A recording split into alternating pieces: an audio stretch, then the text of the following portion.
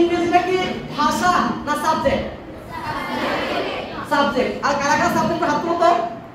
ইংলিশটা তো সাবজেক্ট, কারা কারা একটু হাত তোলো? ইংলিশটা কি সাবজেক্ট না ভাষা?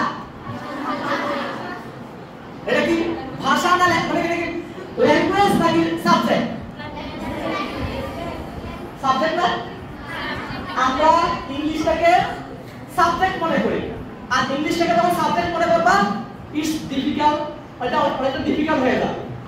আর যখন whenever you think it is a language then it is easier than easy, যখন তুমি এটাকে কি করবা ভাষা হিসেবে নিবা তখন এটা অনেক সহজ হয়ে যাবে। আচ্ছা আমরা কি কখনো এটাকে ভাষা হিসেবে চিন্তা করছি? ভাষা হিসেবে চিন্তা না করার কারণে এটা আমাদের কাছে খুবই কমপ্লিকেটেড। আমরা সবসময় ইংলিশ বলতে বুঝি কি টেন্স, ন্যারেশন, তারপরে সেন্টেন্স, এগুলা। এর জন্য ন্যারেশন থাকার কারণে আমরা কি হয়ে যায়, আমরা প্যারেশন হয়ে যায় নাকি? এর জন্য আমরা ইংলিশে কি হিসেবে শিখবো? আমরা বাংলা ভাষায় কথা বলি না? বাংলা ভাষায় কথা বলি তো বাংলা ভাষা আমাদের সহজ না? কেন সহজ? কারণ এটা আমাদের মাতৃভাষা। এটা আমাদের কি ভাষা? মাতৃভাষা। আচ্ছা এখন যে কোনো ভাষা শিখতে গেলে কয়টা বিষয় খেয়াল রাখতে হয়? যে কোনো ভাষা শিখতে গেলে কয়টা বিষয় খেয়াল রাখতে হয়? কে বলতে পারবা? কে বলতে পারবা? কেউ বলতে পারবা? বা যে কোনো ল্যাঙ্গুয়েজের শেখার শর্ত কয়টা? 4টা। যে কোনো ভাষা শেখার শর্ত হচ্ছে কয়টা? 4টা। ফার্স্ট অফ অল হচ্ছে কি লিসনিং। ফার্স্ট অফ অল কি? লিসনিং। আমার সাথে বলো listening, listening, speaking, speaking, reading, reading and writing, and writing. কিন্তু আমাদের প্রেক্ষাপট উল্টা। আমাদের দেশে প্রথমে কি করা হয়? রিডিং, তারপরে রাইটিং, আর স্পিকিং আর লিসনিংটা জাদুঘরে চলে গেছে। এটা জাদুঘরে চলে গেছে। এটা আমাদের বইয়ের মধ্যে আছে, বই পুস্তকে আছে, সিলেবাসে ইনক্লুড করা আছে, reading test, writing test, listening test, speaking test. কিন্তু এটা বাস্তবে দুটো জিনিস অ্যাবসেন্ট। সেটা কি? লিসনিং আর স্পিকিং।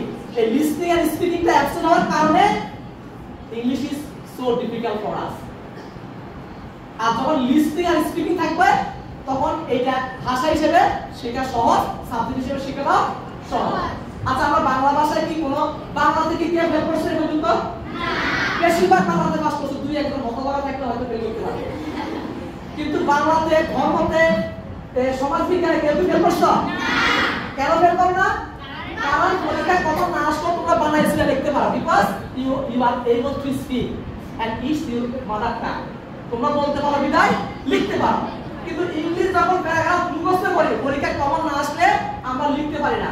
আবার অবশ্য ভুলে গেলে আমরা লিখতে পারি না। কেন? কারণ we can speak in English. আমরা ইংলিশে কথা বলতে পারি না।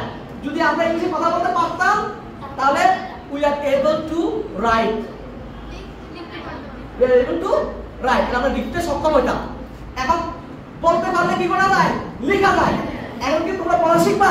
শিখবো। আর পড়া শিখতে হলে কি করতে হবে? শুনতে হবে। কি করতে হবে? শুনতে হবে। শুনতে পারলে বলতে পারবে, বলতে পারলে লিখতে পারবে। ঠিক আছে কিনা? তাহলে আমাদেরকে ইংলিশ গ্রামার শিখতে হবে এমন কোনো শর্ত নাই। গ্রামার ছাড়াও কিন্তু ইংলিশে কথা বলা যায়।